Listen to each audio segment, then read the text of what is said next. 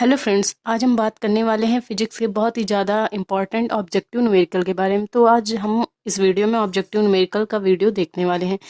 तो हमें क्या करना है, आप देख सकते हैं इसका जो फर्स्ट क्वेश्चन है वो फिगर वाला है। तो इसका फिगर देखिए, इसका फिगर क्या बोल रहा है कि इसमें ए और बी के बीच तुल्यधारिता हमें ज्ञात करनी है। तो कैसे ज्ञात करेंगे, तो हम क्या करेंगे, सबसे पहले ये दोनों जो आपके दिए हैं समांतर क्रम में, इनको हम समांतर क्रम में ज्ञात कर लेंगे। तो जो प्रतिरोध आएगा वो कहाँ पे आएगा, इसके बीच में आएगा। फिर जो इन दोनों का आंसर आएगा उससे हम क्या करेंगे, इन दोनों का श्रेणी क्रम संयोजन निकाल लेंगे। तो फिगर आपको समझ में आया कि हमें कैसे करना है। तो चलिए इनको ज्ञात करते हैं। तो हम क्या करेंगे, पहले हम 1 और 2 के बीच समांतर क्रम,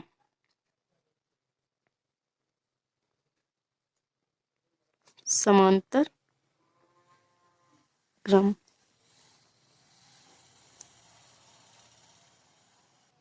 तो आप देखिए कि ए व बी दो के बीच समांतर क्रम जो संयोजन है आपका C इज इक्वल टू क्या है, C1 प्लस C2। तो C1 की जगह 1 और C2 की जगह आपका 2 रखेंगे। तो C1 की जगह 1 प्लस 2, तो कितना हो गया, 3 माइक्रोफैरड। तो इसके बीच में जो श्रेणी क्रम संयोजन में आया आपका प्रतिरोध वो कितना आया, 3 माइक्रोफैरड। तो अब हम क्या करेंगे, इस 3 माइक्रोफैरड और ये जो आपका 3 माइक्रोफैरड है, इनके बीच में हम क्या करेंगे, श्रेणी क्रम संयोजन निकालेंगे। तो अभी हमने क्या किया था, इसको C1 माना था, इसको C2 माना था। बट अब हमें क्या करना है कि अभी हमें श्रेणी क्रम संयोजन ए और बी के बीच निकालना है। तो इसको C1 मानेंगे, इसको C2 मानेंगे। तो 1/C is equal to formula क्या था, C1 अपॉन 1/C1 अपॉन मतलब प्लस 1/C2। तो C1 की जगह क्या रखेंगे, 3 माइक्रोफैरड, और C2 की जगह 3 माइक्रोफैरड। तो 1/3 प्लस 1/3, तो क्या हो जाएगा, 2/3। तो ये किसका माना है, 1/C का। तो C इज इक्वल टू क्या हो जाएगा, 3/2। तो अब देखिए ये आंसर किससे मैच कर रहा है। तो विकल्प आपका फर्स्ट है 2/3 माइक्रोफैरड, 3/2 माइक्रोफैरड। तो आपका सेकंड विकल्प जो है वो आपका क्या हो जाएगा, सही हो जाएगा। तो चलिए नेक्स्ट क्वेश्चन इसका देख लेते हैं। तो ये आपका नेक्स्ट क्वेश्चन है, ए व बी के बीच में हमें क्या करना है, तुल्यधारिता ज्ञात करनी है। तुल्यधारिता में ज्ञात करनी है, तो ये आपके विकल्प दिए हुए हैं। तो चलिए सबसे पहले क्या करते हैं, इसका फिगर देख लेते हैं। तो फिगर आपका इसका है कि ए व बी के बीच हमें तुल्यधारिता, तो श्रेणी क्रम में 2 संयोजन दिए, 2 माइक्रोफैरड 2 माइक्रोफैरड के, और समांतर क्रम में क्या दिया, 3 माइक्रोफैरड। तो हम क्या करेंगे, पहले हम इनका श्रेणी क्रम संयोजन निकालेंगे। जब दोनों का श्रेणी क्रम संयोजन निकालेंगे तो क्या बचेगा, प्रतिरोध जो आपका आएगा एक आएगा। तो एक प्रतिरोध जो इसका आंसर आएगा उससे हम क्या करेंगे, दोनों का समांतर क्रम संयोजन निकालेंगे। तो चलिए हम क्या करते हैं, सबसे पहले 2 व 2 के बीच श्रेणी क्रम संयोजन। तो फॉर्मूला आपका होता है 1/C is equal to 1/C1 plus 1/C2। तो C1 आपका 2 माइक्रोफैरड, C2 आपका है 2 माइक्रोफैरड। तो मान रखते हैं 1/2 प्लस 1/2। तो क्या हो जाएगा, पहले इनका लघुत्तम लेते हैं 2। तो 1 1 2। तो आंसर क्या आया आपका, 1। तो C आपका क्या आया, 1। तो यहाँ पे जो समांतर क्रम के लिए आया है वो आपका कितना है, 1 माइक्रोफैरड आया है। तो 1 व 3 के बीच में हम क्या करेंगे, आपका समांतर क्रम संयोजन निकालेंगे। तो हमें क्या करना है, 1 व 3 के बीच में समांतर क्रम संयोजन। तो C is equal to formula होता है C1 प्लस C2 समांतर क्रम के लिए। तो C1 आपका कितना है, C1 आपका आया था 1, आंसर जो आया था उसका, और ये C2 क्या हो जाएगा आपका 3। तो 1 3 क्या हो गया, 4 माइक्रो फैरेड। आंसर कितना आया, ए व बी के बीच जो हमें तुल्य प्रतिरोध निकालना था, 4 माइक्रोफैरड। तो देखिए विकल्प में किससे मैच कर रहा है। तो फर्स्ट वाला विकल्प आपका 4 माइक्रोफैरड, ये आपका क्या है, सही। बाकी सब आंसर हो जाएंगे आपके गलत। तो चलिए नेक्स्ट क्वेश्चन इसका देख ले। तो ये आपका फिगर है, तो इसमें हमें क्या करना है, पी व क्यू के बीच हमें तुल्य प्रतिरोध निकालना है। तो आप देख सकते हैं 1 माइक्रोफैरड 1 माइक्रोफैरड 1 माइक्रोफैरड, तीनों क्या है, श्रेणी क्रम में जुड़े हुए हैं। और ये जो चौथा आपका है ये है, इनका श्रेणी क्रम निकालने के बाद हम क्या करेंगे, समांतर क्रम संयोजन निकालेंगे। तो पी और क्यू के बीच हमें तुल्यधारिता प्राप्त हो जाएगी। तो चलिए इसको सॉल्व करते हैं। अब हम इन तीनों के बीच में क्या करेंगे, श्रेणी क्रम संयोजन। तो फॉर्मूला आपका होता है 1/C is equal to 1/C1 plus 1/C2 plus 1/C3। तो तीनों के मान रख दिए हमने, तो 1/1 1/1 1/1। तो यहाँ से आंसर आपका क्या हो जाए, 1 2 3। तो 1/C इज इक्वल टू 3/1। तो C आपका क्या आएगा, 1/3 माइक्रोफैरड। तो इन तीनों का जो मान आया वो 1/3। तो अब हमें जो तुल्य प्रतिरोध निकालना है 1/3 और 1 माइक्रोफैरड के बीच में निकालना है। तो चलिए निकालते हैं। तो P व Q के बीच जो आपका तुल्य प्रतिरोध है, तो उसके लिए हमें क्या करना है, समांतर क्रम संयोजन। C is equal to formula होता है C1 प्लस C2। तो C1 आपका है 1/3 और C2 आपका आया है 1 माइक्रोफेरेड।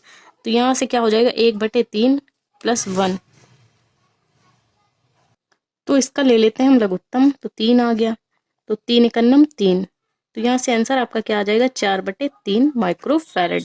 तो आप देखिए विकल्प कौन सा, पहले 4 माइक्रोफेरेड, 3/4, 4/3 माइक्रोफेरेड। तो आंसर आपका क्या हो जाएगा 4/3 माइक्रोफेरेड। ये आपका आंसर हो जाएगा। तो चलिए इसका नेक्स्ट क्वेश्चन देख लेते हैं। तो आपका नेक्स्ट क्वेश्चन है, एक संधारित्र जिसकी धारिता 100 माइक्रोफैराड है 200 वोल्ट तक आवेशित है, इसका प्रतिरोध जो है 2 ओम के प्रतिरोध पर ऊष्मा हमें ज्ञात करनी है। तो क्या है, इसकी धारिता दी है 100 माइक्रोफैराड। तो 100 को बदलेंगे हम, 100 गुणे 10⁻6 तो फैराड बन जाएगा। तो 10⁻6 में 2 जीरो जो होंगे इसके प्लस हो जाएंगे, तो क्या बचेगा 10⁻4 फैराड। और जो आपका विभवांतर दिया है 200 वोल्ट दिया है, और प्रतिरोध आपका कितना दिया है 2 ओम दिया गया है। अब हमें ज्ञात क्या करना है, इसकी ऊष्मा ज्ञात करनी है। तो फॉर्मूला क्या हो जाएगा, ऊष्मा का आप जानते हैं स्थितिज ऊर्जा का U is equal to half CV²। तो इस फॉर्मूले में हम मान रख के आंसर निकालते हैं। तो चलिए हम निकाल, तो हमने मान रख लिया 1/2। C की जगह धारिता क्या आई थी 10⁻4, तो इसको रख लिया। अब हम वोल्ट को विभवांतर को क्या लिख सकते हैं, 2 गुणे 10⁻2 लिख सकते हैं। तो इसको हमने क्या किया V इंटू V, 200 गुणे 200, इसको हमने ऐसे लिख दिया। तो 2 से 2 आपका हो जाएगा कैंसिल। तो बचेगा आपका क्या, आप देख सकते हैं 2 2 4, 10⁻+4 10⁻⁻4, तो ये हो जाएंगे आपकी क्या कैंसिल। तो बचा आपका क्या 2 जूल। आंसर क्या आपका आया 2 जूल। ये आपका आ गया आंसर। तो देखिए विकल्प किससे मैच कर रहा है, फर्स्ट वाला तो है नहीं, सेकंड वाले से आपका 2 जूल मैच कर रहा है। तो विकल्प बी आपका हो जाएगा सही। तो चलिए इसका नेक्स्ट क्वेश्चन देख लेते हैं। तो नेक्स्ट क्वेश्चन है आपका 20 माइक्रोफैराड तथा 30 माइक्रोफैराड की दो प्लेटें जिन पर विभवांतर आपका 30 वोल्ट और 20 वोल्ट है, इनको आवेशित किया जाता है। तो उभयनिष्ठ विभव हमें ज्ञात करना है। तो हमने क्या किया, धारिता आपकी C1 20 इंटू 10⁻6, तो इसको हम क्या लिख सकते हैं, जीरो को इसमें की घात इसमें प्लस कर देंगे, 1-6 प्लस 1, तो क्या हो जाएगा 10⁻5।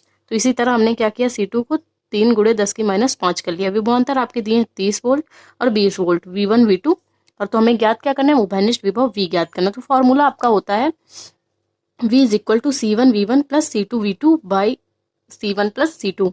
तो अब इसमें रख के हम मान निकालते हैं। तो चलिए मान ज्ञात करते हैं। तो वैल्यू हमने पुट कर दी है C1 गुणे V1, C2 गुणे V2, C1 प्लस C2।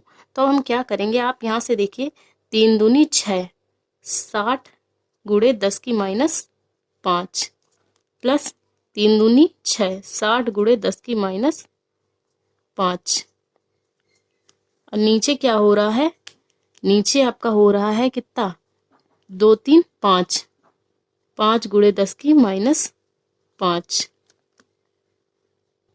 तो यहाँ से क्या आ गया 60 प्लस 60, 120 गुणे 10⁻5, नीचे 5 गुणे 10⁻5।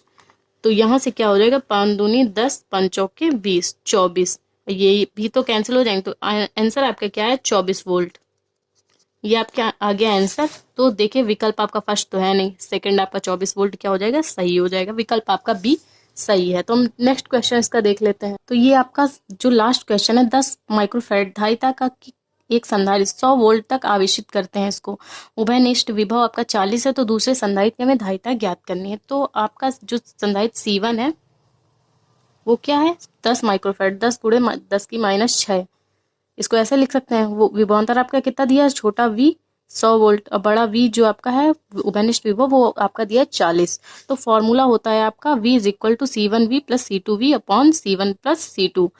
क्योंकि विभवांतर तो आपका एक ही दिया हुआ है तो हमने V केवल लिखा है। ऐसे होता है, दो विभवांतर दिए हुए होते हैं, उभयनिष्ठ विभव ज्ञात करना हो तो V1 प्लस V2 करते हैं।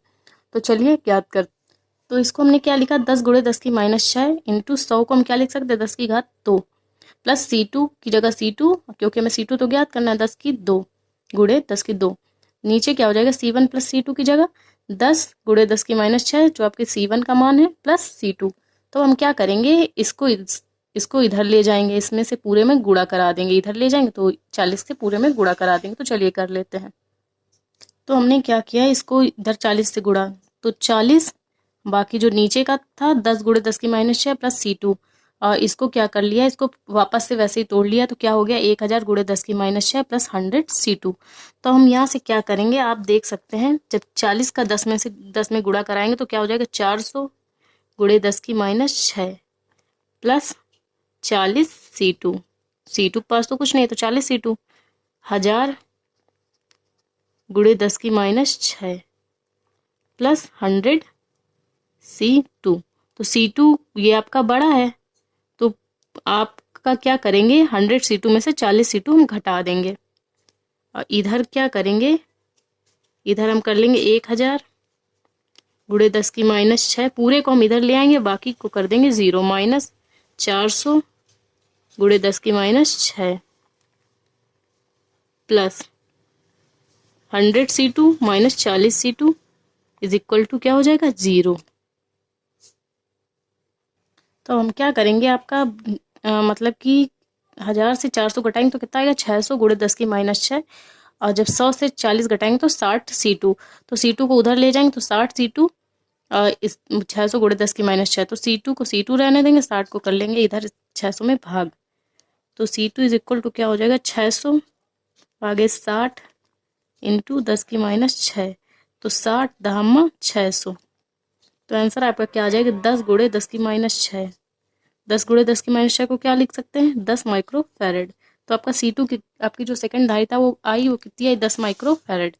तो आपका 15 माइक्रो फैरेड विकल्प ए में, बी में 5 माइक्रो फैरेड, सी में क्या है 10 माइक्रो फैरेड। तो आपका विकल्प जो तीसरा है वो क्या हो जाएगा सही हो जाएगा। तो आई होप सारे वीडियो आपको समझ में आए तो प्लीज़ वीडियो को लाइक और हमारे चैनल को सब्सक्राइब करें। मिलते हैं इसके नेक्स्ट पार्ट में।